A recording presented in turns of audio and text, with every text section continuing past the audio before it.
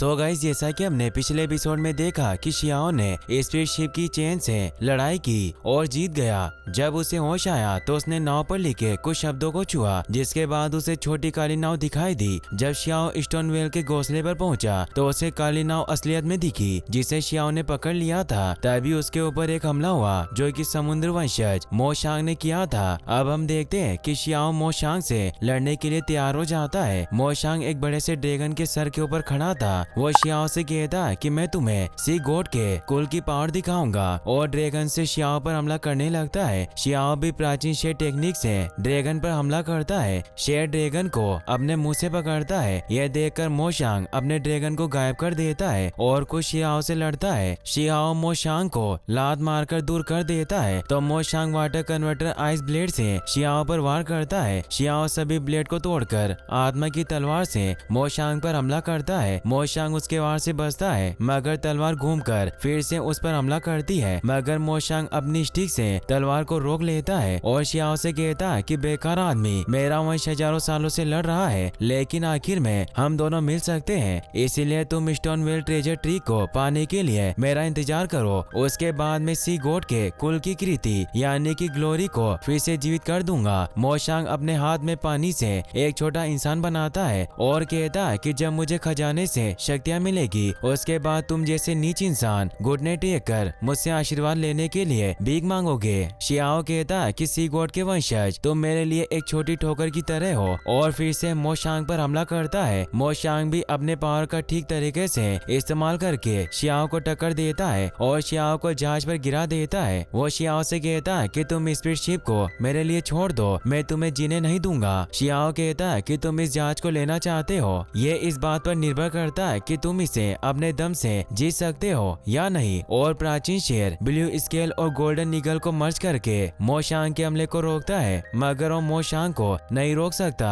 मोशांग अपनी स्टिक को शियाओ के चुबा देता है। शियाओ के मुंह से खून निकलता है और वो नीचे बैठ जाता है। तभी मोशांग शियाओ पर एक और हमला करता है, जिसे शियाओ रोक लेता है। तभी एक जल परी शांग से कहती है कि तुम सी गॉड के वंशज हो, जो बस लोगों को डराने का काम करते हो। शांग उसे कहता है कि अगर तुमने मेरे रास्ते में आने की कोशिश की तो मैं तुम्हें सील कर दूंगा। जल परी कहती है कि क्या तुम ऐसा कर सकते हो, और उसके ऊपर हमला करती है। शांग अब शियाओ को छोड़कर जल परी से लड़ने लगता है। शियाओ ध्यान लगाकर अपनी पावर को बढ़ाने लगता है। दूसरी तरफ यूनशी और उसके साथी देखते हैं कि स्टोनवेल में घुसने का रास्ता खुल गया है और सभी जल्दी से वहां जाने लगते हैं, मगर यून को शियाओ की फिक्र थी और वो पीछे मुड़कर शियाओ को देखती है। वहीं शांग देखता है कि घोंसले में जाने का रास्ता खुल गया है और वहां से भागने लगता है। जल परी भी उसके पीछे जाती है। शियाओ भी अपने 10वें स्वर्गीय पद को खोलकर सोचता है कि जैसे ही मैंने इसे खोला, घोंसले में जाने का रास्ता खुल गया, ये कोई संयोग नहीं है, और तेजी से घोंसले के अंदर जाने लगता है। तभी यूनशी के कबीले के लोग शियाओ पर हमला करते हैं। शियाओ ने कहता है कि तुम लोग अभी जिंदा हो और तुमने मुझसे लड़ने की कोशिश की, मैं तुम्हें नहीं छोड़ूंगा, और उनके ऊपर हमला करने लगता है। तभी शियाओ को रोकने के लिए वो उसे फ्रीज कर देते हैं। यूनशी भी दौड़कर वहां आती है और शियाओ को बचाने जाती है, मगर तब तक उसके ऊपर एक बड़ा सा पत्थर गिरता है, जिसकी वजह से शियाओ पत्थर के साथ पानी में गिर जाता है। शियाओ समुद्र की सतह पर पड़ा था। माओ की उसे होश में लाता है। शियाओ जैसे ही खड़ा होता है, उसकी चेस्ट पर दर्द होता है क्योंकि वहाँ शांग ने हमला किया था। शियाओ कहता है कि शांग काफी पावरफुल है, आज उसने सही में मेरी पिटाई कर दी। अगर मैं कुछ साल और अपनी पावर को बढ़ाने की प्रैक्टिस करूं तो मैं भी मोशांग जैसा पावरफुल बन सकता हूं। तभी माओ क्यू शियाओ को बुलाने से मना करता है, मगर जब वो अपनी बात को खत्म नहीं करता तो माओ क्यू शियाओ के मुंह पर चढ़ जाता है और उसे इशारे से पीछे देखने को कहता है। शियाओ जब पीछे मुड़कर देखता है तो उसे सन पिलर के और स्टोनवेल के घोंसले की खाई दिखाई देती है, जिसे देखकर शियाओ काफी खुश होता है क्योंकि उसे समुद्र में सीक्रेट जगह मिली थी। शियाओ वहाँ जाने लगता है। वहीं शी एक पावरफुल बर्ड से लड़ रहा था, मगर शी के सामने बर्ड की पावर काफी कम थी और शी उसे मार देता है। शी के मास्टर से कहते हैं कि मैंने तुम्हें पहले ही सिखा दिया है कि इस बर्ड के हमले को कैसे रोका जाए, फिर तुमने इसे क्यों मारा। जवाब में शी कहता है कि तो जीवन और मृत्यु की परीक्षा है, जीतने वाले को मेहनत और अपनी समझ को बनाए रखना चाहिए, क्योंकि हारने वाला तो मर जाएगा।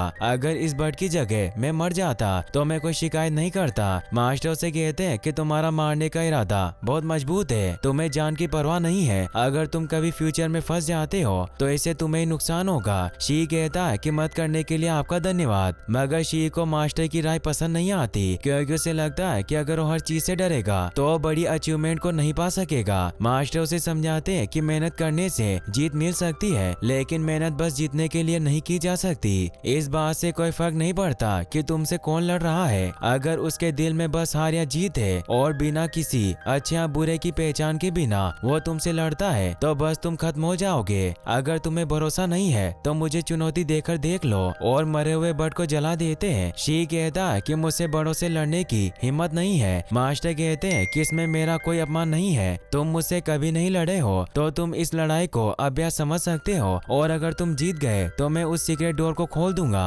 जिसे मैं प्रोटेक्ट करता हूँ, जिसमें कि ब्यूटियन पवेलियन का सीक्रेट है, और अगर तुम हार गए तो मुझे उम्मीद है कि तुम उस राज को खुद जान जाओगे। यह सुनकर शी लड़ने के लिए तैयार हो जाता है। वहीं अग्नि सम्राट लिंगर से कहते हैं कि मैंने अग्निराज की पुश्तैनी जमीन को खोलने का फैसला लिया है, जिसमें वो एक परीक्षा कराने वाले थे और कई कुलों के वंशज को परीक्षा में भाग लेने के लिए बुला रहे थे। वो लिंगर से कहते हैं कि अगर तुम किसी को बुलाना चाहती हो तो तुम उसे भी बुला सकती हो। लिंगर शियाओ को बुलाना चाहती थी मगर शियाओ वहाँ नहीं था। दूसरी तरफ शियाओ सन पिलर की केव में ध्यान लगाकर अपनी आत्मा को बाहर निकालता है। सन पिलर में से तलवार निकलती है जिसे शियाओ की सोल ले लेती है। शियाओ तलवार को लेकर आइस खाई में चला जाता है। शियाओ की सोल तलवार के साथ अभ्यास करती है। शियाओ ध्यान लगाता हुआ सोचता है कि मेरा सार आग की तरह जलने जैसा है, जैसे कि जलकर राख हो जाएगा, लेकिन अमृत्यु की सच्ची भावना है जो कि सार को बदल रही है। शियाओ की सोल तलवार को जमीन में जोर से घुसाती है जिससे कि आइस खाई की पावर सन पिलर से टकराती है। शियाओ का शरीर भी आग में पूरी तरीके से जलने लगा था और उसे ध्यान करते हुए 2 साल हो गए थे। 2 साल बाद शियाओ काफी बड़ा हो जाता है और सोचता है कि मेरी शुद्धिकरण अवस्था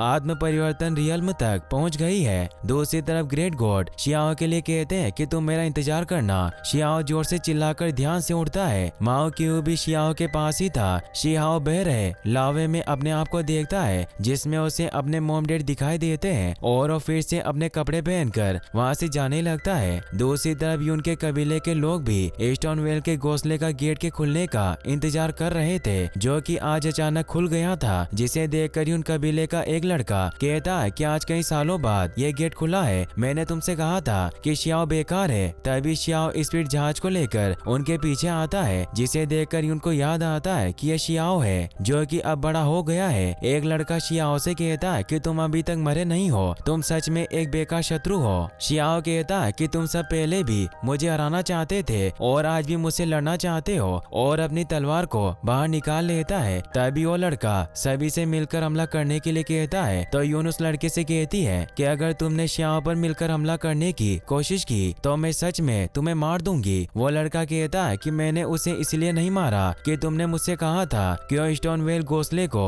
खोल सकता है, और तुम भी अब दिखावा करना बंद करो। शियाओ के मॉम डैड अब ताइगू पर्वत पर नहीं है। यह सुनकर शियाओ को गुस्सा आता है और यून से पूछता है कि उसने जो कहा क्या वो सच है। यून कहती है कि ये मैंने जानबूझकर नहीं किया। शियाओ को यून पर यकीन था, मगर जब उसे पता चलता है कि उन्होंने मेरे साथ धोखा किया तो और ज्यादा गुस्सा हो जाता है। यह देखकर वो लड़का शियाओ पर हमला करता है, लेकिन शियाओ की पावर अब बढ़ चुकी थी और वो उस लड़के के हमले को एक उंगली से रोक लेता है और उसे बुरी तरह जख्मी कर देता है। शियाओ जब उसे फिर से मारने जाता है तो वो बर्ड बनकर वहाँ से भागने लगता है, मगर शियाओ उसे मारकर अपने जहाज में डाल लेता है और यून और उसके साथियों से कहता है कि आज मैंने बस इसके अपराधों की सजा दी है। इसी के साथ हमारी ताइगू पर्वत की डील भी खत्म होती है और वहाँ से जहाज लेकर चला जाता है। तभी शियाओ को एक लड़की देखती है और वो शियाओ के पावर की फैन हो जाती है। शियाओ जब अपने लिए मांस बना रहा था तब वो लड़की आकर उस मांस को खाने लगती है और शियाओ के करीब जाने की कोशिश करती है। यह देखकर शियाओ कहता है कि तुम कौन हो और इसे क्यों खा रही हो, क्या मैंने तुम्हें खाने के लिए कहा है? तो वो लड़की अपनी मैजिक से बहुत सारा मांस और ड्रिंक लेकर आती है। यह देखकर शियाओ भी नीचे बैठकर ड्रिंक को पीने लगता है। तभी उस लड़की को शियाओ के सर पर स्टोन दिखता है और शियाओ से पूछती है कि क्या ये गॉड स्टोन है। शियाओ कहता है कि तुम भी इसे जानती हो। तभी टैंक शियाओ के सर से निकलकर बाहर आता है। लड़की शियाओ से कहती है कि मैंने तुम्हारा भुना हुआ मांस खाया है, इसलिए मैं तुम्हें एक मंत्र सिखाऊंगी जिससे तुम इस पत्थर को अपनी मर्जी से हिला सकते हो। शियाओ पावर को एक्टिवेट करके टैंक को हिलाने लगता लगता है। इसी के साथ ये एपिसोड यहीं पर खत्म होता है। गाइस, अगर आपको वीडियो अच्छा लगा हो तो इस वीडियो को ज्यादा से ज्यादा लाइक करें और चैनल को सब्सक्राइब करने के लिए आपका तहे दिल से शुक्रिया। Thanks for watching.